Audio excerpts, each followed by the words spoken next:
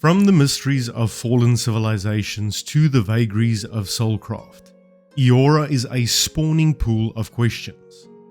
A scholar from Direwood will throw caution to the wind as he or she tests the limit of his or her spiritual essence.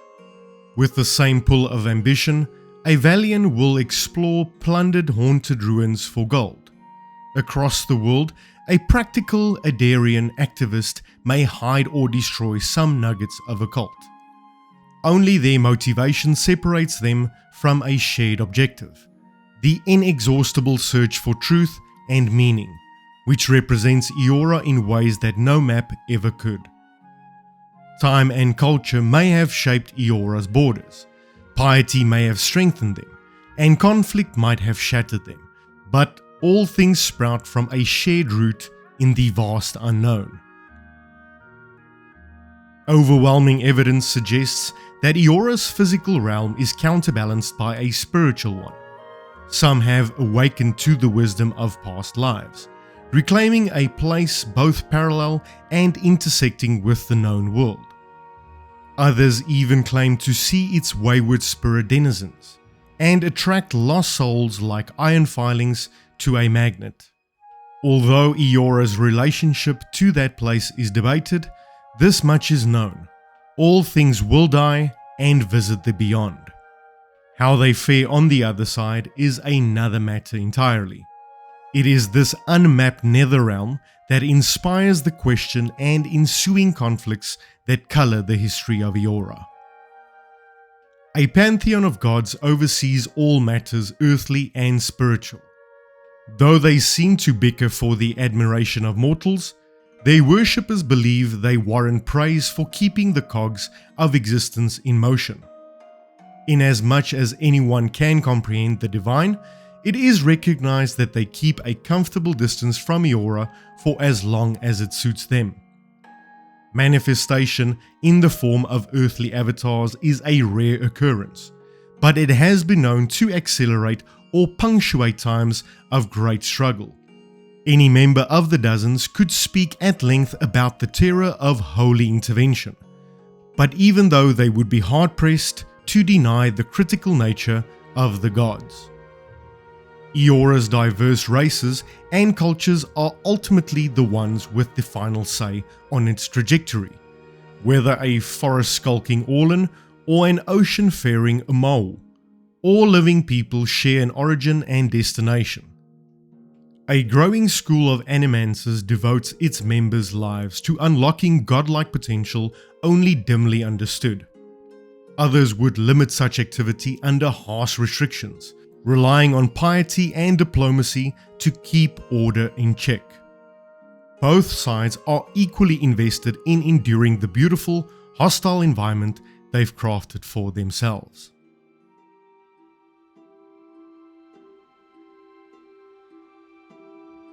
All knowledge of what came before the tribal history of Keth, meaning all civilized races, is enmeshed in legend passed down by word of mouth. Echoes of the old ways survive in religious myth, and some practice soulcraft, but the volume of information lost or hidden may never be fully realized. Early records refer to the Aedea, or people of the Deer, a tribe of chieftain-led nomads who settled their continent in the west. Over the course of 2,000 years, the Aedea developed at a slow pace, fighting skirmishes with other cultures as often as forming mutually beneficial unions.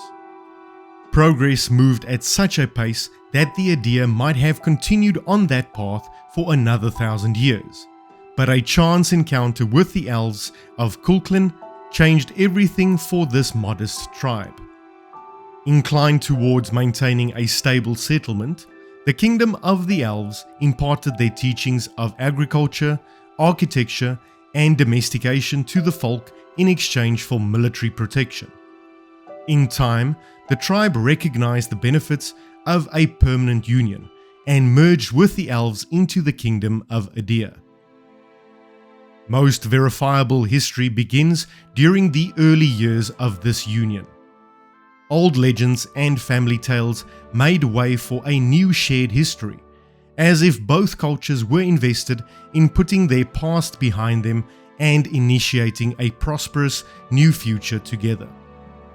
Knowledge sharing between the two cultures brought about immediate advancement in soulcraft, though it was widely recognized that the souls of the living were capable of unlocking strange powers. Fear of angering the gods usually suppressed any practice of animancy. Early experiments horrified the king and the church enough to forbid animancy from all regions. Fearing any threat to their newfound stability, the Adarian elves followed suit. An era of security found the kingdom expanding its reach into new frontiers. The colony of Direwood attempted to settle the continent across the Great Eastern Ocean, which would come to be known as the Eastern Reach.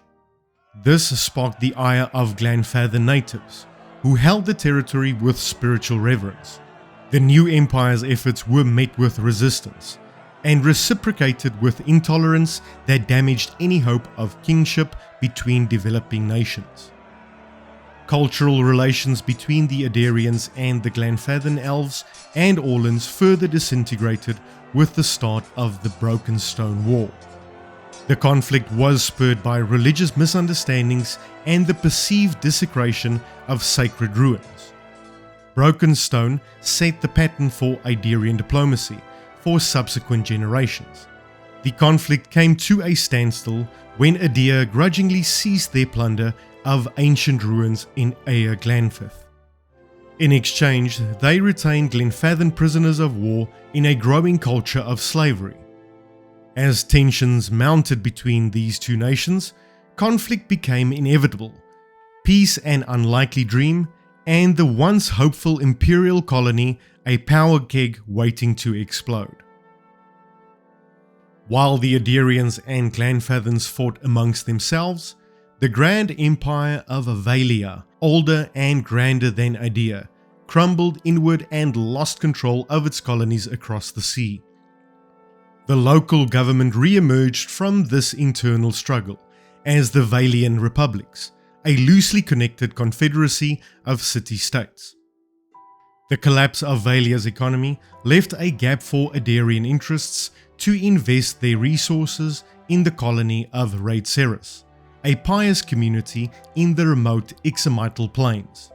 The new settlement represented a more stable opportunity for profit than the battle-stricken Direwood. While relative calm settled in the east, a new threat emerged in the far north. The Empire's investment in Raid Ceres failed, leaving the colony destitute. A religious order devoted to Ithios, the god of light, unseated the colonial government as a reprisal. They blamed the lack of piety on the region's downturn. Led by Waidwen, a farmer turned spiritual zealot, the order invaded Direwood in a purging known as the Saints' War. Popular belief held that Waidwen was the living avatar of Eothas. In spite of the conflict's otherworldly source, the war ended a year later when priests and engineers at Helgate Citadel assassinated the Divine King with a device known as the Godhammer Bomb. Sentiments towards the Eothosians turned violent, and the surviving followers of Saints Waiden retreated to their homeland, where they would reform their government as a penitential resurgency. Shortly after the war, a startling development changed the relationship between the physical and spiritual realms. Children across the Direwood were born without souls, most doomed to die in their cribs. As the affliction spread, rural justice and mob mentality cast blame wherever it could be found. Many saw this as a divine punishment for crimes against the faith. Those in a panic over Waidwen's legacy sought the help of animancers in a break with historical precedents. In response to public desperation, and in spite of warnings from many in the animancy community, the souls of animals were transplanted into tens of thousands of newborn husks. To all outward appearances, the issue was resolved. Then the first of the affected children reached puberty. They transformed into inhuman monsters, or wicts, along with the thousands of others saved innocents. Dyewood's soulcraft renaissance quickly lost momentum, and animancers everywhere felt the repercussions. The last practitioners still holding out in rural communities fled to Defiance Bay, or the Valiant Republics, to escape the unexpected shift in tensions. Every nation is plagued with uncertainty, and no one knows what part animancy will play in Eora's future.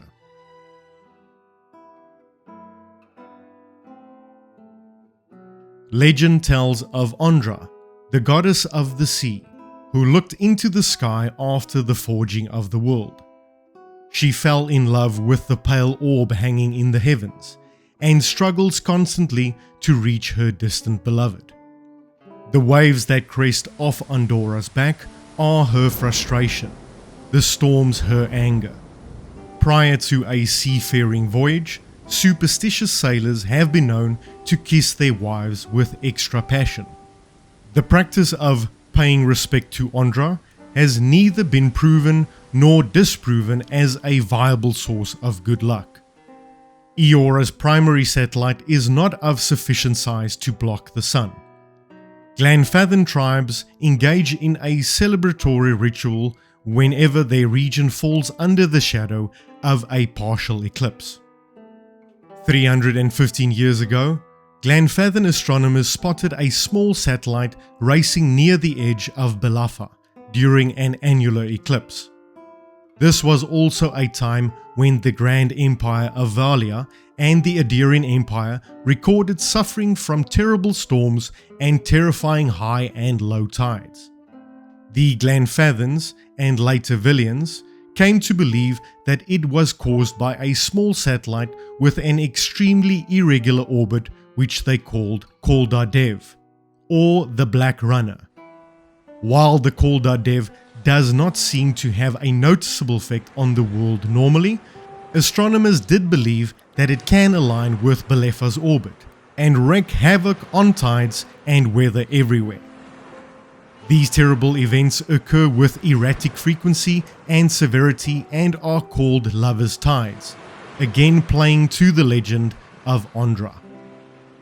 Aderian kings of old went into superstitious retreat during the lovers' tides, and a special bedroom was established near the dungeons to accommodate royalty during celestial events.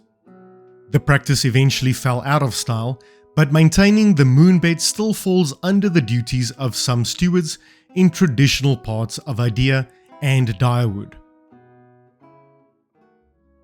Named after the inventor who studied the motion of the stars, Irukio's calendar replaced its less practical predecessor in 2680 AI. The Aderian calendar was steeped in tradition of its post-tribal kingdom, and includes days of reverence devoted to political stations long since rendered obsolete. According to Irukio's observations, Eora takes 334 days of 24 hours each to orbit the Sun.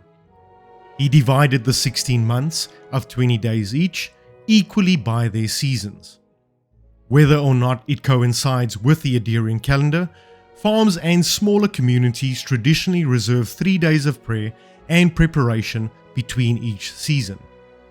Irukio factored these days into his calendar, as well as those reserved for celebrating the beginning and midpoint of the year. The advent of Carrack-style expedition ships allowed for the transport of people and goods across the wide swath of otherwise unforgivable ocean. Eora's charter territories span a range of diversely inhabited continents. Few of the known regions within sailing distance are inhospitable to sentient life in one form or another.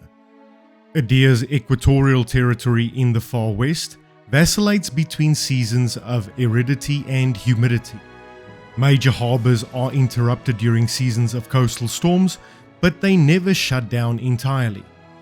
Whether a colony is tasked with clearing an untamed jungle or fighting the turbulent sea, it has long been the policy of Adia to progress and expand with little regard for the local climate.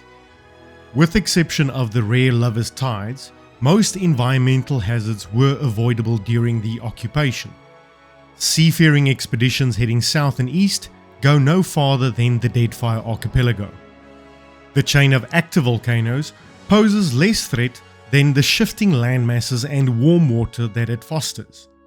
In addition to being virtually unmapped and unpredictable, the low visibility currents swarm with sea monsters that are rumored to constrict, splinter, and swallow vessels whole. Although boreal dwarves inhabiting Nasty Tuck regularly cross the distance between the Deadfire and the Valian Republic, even they regard the inaccessible east as a barrier from the gods. The Rawatai Gulf northwest of the Ixamital Plains is a famous tropical destination and home of the coastal Amawa. During temperate seasons, port cities play a central role in trade between foreign interests. A counterpoint to the welcome destination lies in the vast expanse of the Wending White to the south.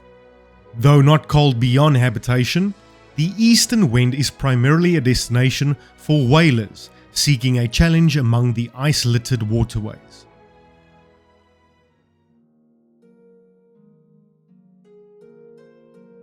A diverse medley of races populate Eora. Their separating characteristics are more apparent on a cultural level, with racial boundaries presenting neither roadblock nor advantages in any given dealing between civilized men and women. An elf from the Glenfathan tribes, for example, would share more kinship with a dwarf of a neighboring tribe than with an elf from the Idarian Empire. The one certainty is that Eora's races can breed only with their own like, and unions between divergent races have never proven successful from that standpoint. The Amoa are a large race that originated and typically live and work in warm oceanic climates. Though they are not the most widely travelled racial group in the world, they have been exploring and settling continuously for the longest period of time, well over 20,000 years. The Amoa have two widely divergent ethnicities and are geographically separated by thousands of miles, likely due to a huge migration that took place well over 15,000 years ago. Amoa are not found in large numbers in any heterogeneous cultures, but when they do integrate into non-Amoa cultures, they tend to assimilate fully. They are occasionally found in Direwood, the Villian Republics, Raidceris, and rarely in Adia. They are most often found in or near port cities. Amoa are physically distinct from other races due to their towering size, inverted triangle physique, odd skin and hair coloration and texture, and head shape. Amoa natural lifespans are typically between 70 and 150 years. The most common way non-Amoa distinguish Amoa is between Southern Island Amoa and Northern Coastal Amoa. Southern Amoa are physiologically similar in many ways, but have coloration that is starkly different from their northern kin. As their nickname suggests, Island Amoa originated in a high archipelago, 1,000 miles south of the Valian Republics. Though still uncommon in Direwood and surrounding environments, Island Amoa are more commonly encountered than Coastal Amoa, who are quite rare. Dwelling primarily in the northern hemisphere, so-called Coastal Amoa live in a conquered mainland region, mostly along the coast. Coastal Amoa cultures are more centralized and urban than their southern counterparts, though they are still involved in seafaring. While it isn't accurate to think of Island Amoa as peaceful and Coastal Amoa as warlike, this is exactly how many people in the Direwood view them. The reason for this is connected to the ancient campaign of war in which Amoa pushed Thartan, Natlan and Orlan communities out of a number of territories. Because this successive series of wars allowed the Amoa to resettle the northern lands, it is vaguely recollected in many people's minds. Coastal Amoas are more common in Edea than in Direwood or surrounding areas, but when they are encountered, they are often mercenaries, bodyguards, or soldiers. Most historians believe dwarves originated somewhere in the southern hemisphere and have spread rapidly in waves over thousands of years, almost always via land travel. Many dwarf-heavy cultures are noted for being amongst the most aggressive terrestrial colonists in the world. However, these colonial expeditions fail more often than they succeed, and dwarven colonial ruins are scattered across the known world. Physically, dwarves are known for being short and thick-limbed. They tend to be extremely sturdy and durable, which is often attributed to having spent millennia living in rocky environments more suited to goats than people. Their natural lifespan is typically between 110 and 190 years.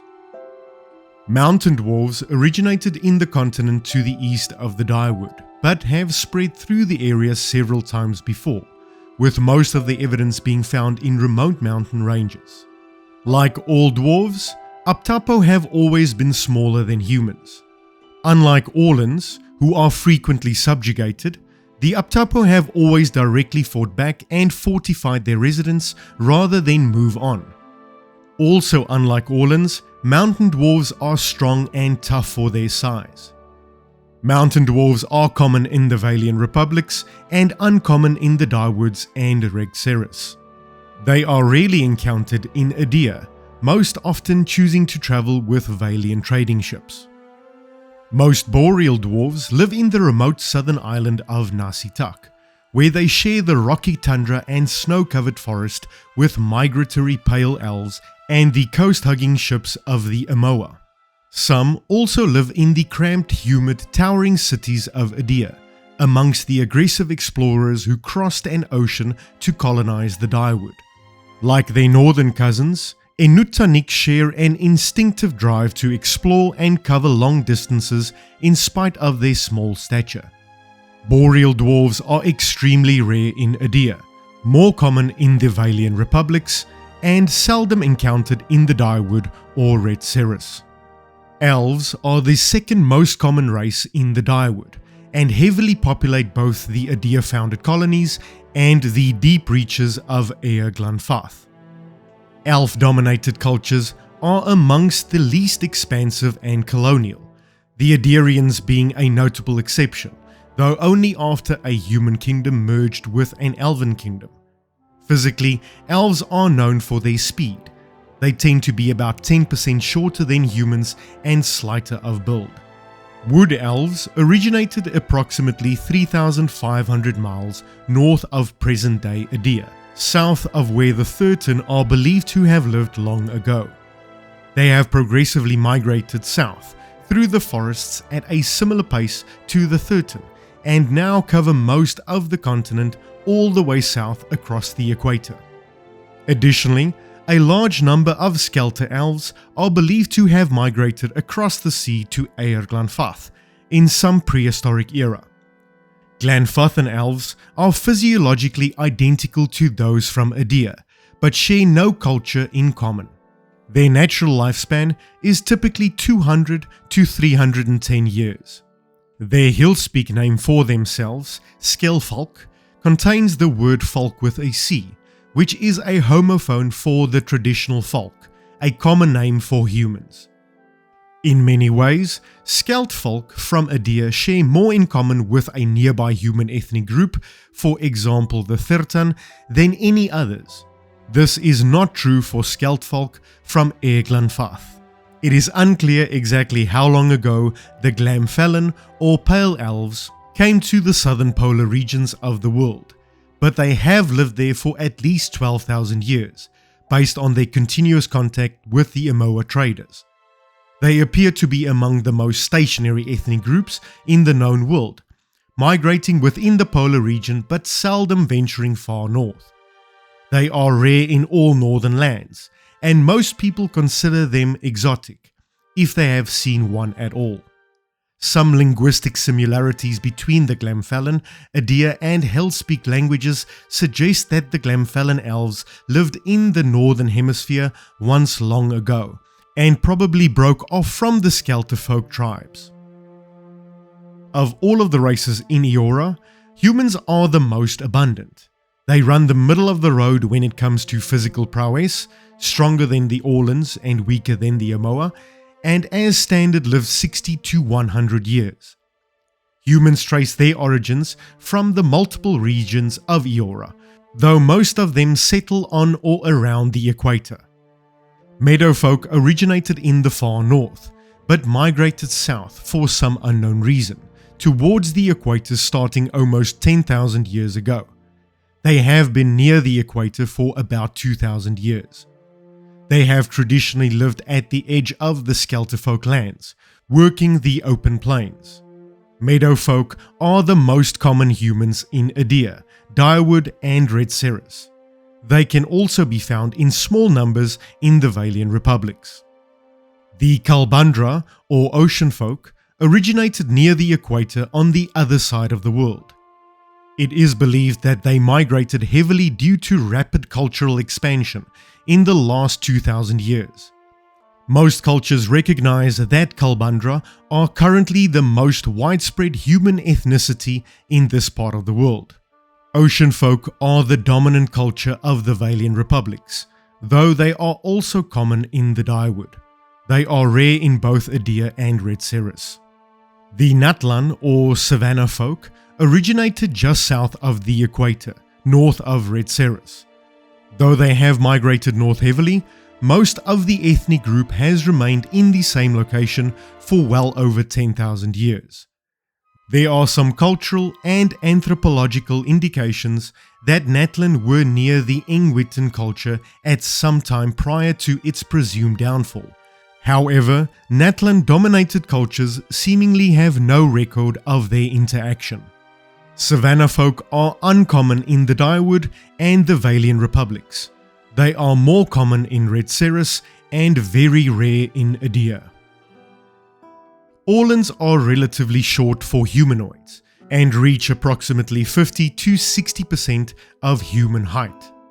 Physically, they are notable for their small stature, hair-covered bodies, two-toned skin, and exceptionally large hair-covered ears. They are also by nature nocturnal, though most Orlans living amongst other races adapt to a diurnal schedule. Due to their size, Orlans have been victimized and marginalized by most of the cultures with whom they have come in contact with. As a result, it is rare to find a large community of them, and they have progressively retreated into heavily wooded environments over the last few centuries. Many Orlan communities have also adopted brutal guerrilla warfare tactics, including heavy use of traps and poison in the surrounding environments. As a result, even Orlans raised in urban cultures often share their rural kin's nasty reputation. The natural lifespan of an Orlan is typically between 50 and 80 years. So-called for their relatively sedentary nature, Hearth Orlans originated from the same place as their wild kin, the forested parts of the continent to the north of Red Ceres. While the wild Orlans have stayed deep in the forests and jungles of the continent, Hearth Orlans progressively moved closer to the lands settled by other races and established semi-permanent communities. The differences are not just cultural. Hearth Orlans are dramatically less hirsute than wild Orlans, and generally more accepted by other races because of it. Hearth Orlans are often found as slaves in Red Ceres and the Valian republics, and occasionally in Edea. One of the treaty terms between the Direwood and the Orlans and Elves of Glenfath was the liberation of Orlan slaves. This treaty has been honoured, but many Hearth Orlans who continue to live in the Direwood are interred servants, slaves in most practical ways.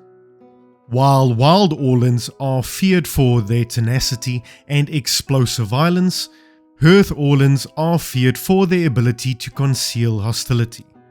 The Hearth and Wild appellations were adopted by other races for the purposes of discussing them and encompassing their roles in society, but are often considered derogatory amongst Orlans.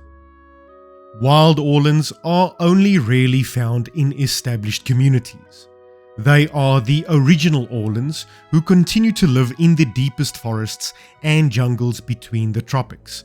Wild Orlans have only been significantly separated from Hearth Orlans for 1,000 years, but due to the short life cycles of Orlans, the few genetic differences between them have appeared rapidly.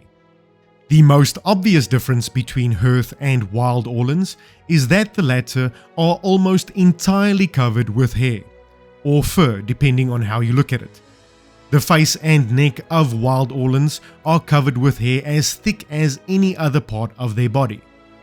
This and their culture's general xenophobia has caused other races to classify them as wild. Wild Orlans are common in the deep reaches of Glenfath, alongside many Skelterfolk. They are also less commonly encountered in Direwood or enslaved in Red Ceres and other lands, in turn often traded by Valians. Most people consider Wild Orlans to be poor slaves due to their lack of language skills and their extremely violent nature. The godlike are the children of the kith who have been blessed or cursed depending on personal or societal views with the physical manifestation of divine spark granted by the gods. Godlike manifest their divine heritage in a variety of ways: wings, horns, strange birthmarks, talons, odd eyes, but they always manifested somehow. Although their appearances vary, they are unmistakably otherworldly when anyone gets a clear look at them. Sometimes the reaction they get is overwhelmingly positive. Many times the reaction is overwhelmingly hostile. For better or worse, the physical characteristics that mark them as godlike always come with supernatural blessings and curses of their own. Godlike are equally uncommon all over the world. No one region seems to have any more or less than another. The life expectancy of godlike tends to be similar to that of their mother's and father's race. All godlikes are sterile. They are incapable of reproduction with each other or any other creature. This fact often colors how cultures regard them and their roles in society. It is not accurate to say that there is only one ethnicity of godlike, due to the fact that most godlikes are fundamentally unique. Even if there are physiological similarities between two godlikes, the circumstances of their birth and their upbringing mean those similarities don't mean much. There are two constants for godlike. First, the shape of the heads is distinctly and obviously unlike any other kith. It's virtually impossible for them to conceal their nature without drawing an enormous amount of attention. Second, godlike limbs are always covered in some sort of growth, scales, feathers, talons, etc., or energy that is obviously not like other kith. It doesn't prevent them from wearing clothing of any sort, but if their limbs are exposed, their nature is obvious to anyone who sees it.